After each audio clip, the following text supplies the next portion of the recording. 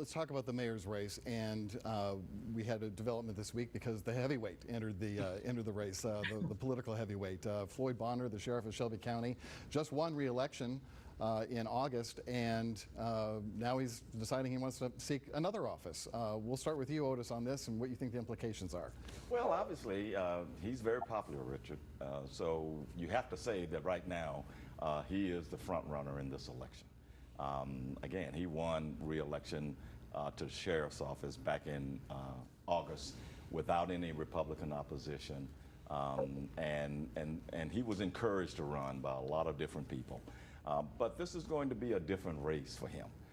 He's going to have to talk about issues that go beyond law enforcement, even though crime is the #1 issue here. He's going to have to talk about those other issues that he might not have been familiar with up to this point, to talk about it from a campaign point of view.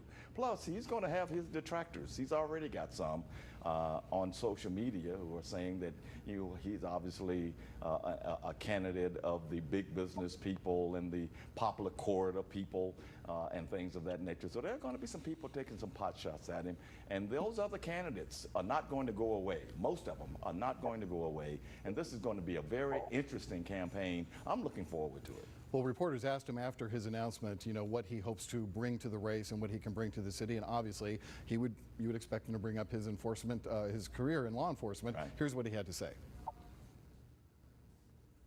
Being a sheriff, obviously, I've had 42 years of experience with law enforcement, and I think we can bring some additional ideas to the table regarding our partners at the Memphis Police Department.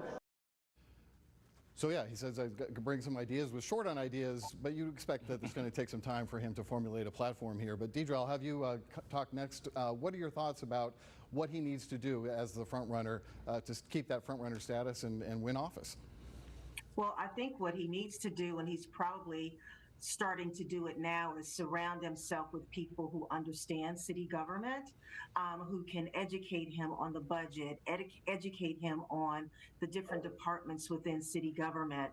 And knowing Sheriff Bonner, I'm sure he's doing that right now. And he probably started the process before he announced. He is the heavyweight in the race, but I don't think you should sleep on Paul Young either. He doesn't have a whole lot of name ID, but at least he really understands city government, and I think he's the one to watch. We're not going to talk about Joe Brown at all, because as a female, I'm so offended. We are going to get into that, but it will be the only time we talk about him, I promise. Okay. Sam, real quick, I'm short on time here. If you could just quickly weigh in on how you see the other candidates, especially how they must be assessing things right now. So it was interesting. Last night, Deidre just mentioned it, the Pocket, there was an event where Judge Joe Brown and Paul Young and Van Turner attended. And what I noticed from Commissioner Turner and Mr. Young was some of the fire that they have in their belly. They were asked if they would get out of the race if it was clear that they were going to split votes. And both said yes. At the same time, they both made very passionate, essentially speeches as to why they would be the best candidate. And so I think last night we saw sort of maybe the measure of how much they want this.